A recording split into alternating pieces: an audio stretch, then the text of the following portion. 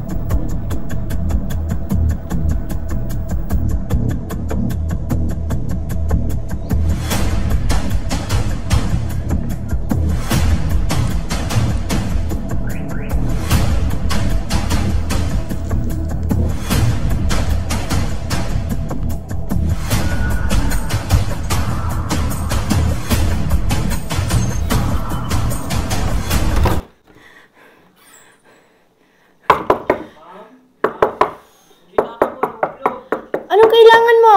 Tatawag ako ng pulis!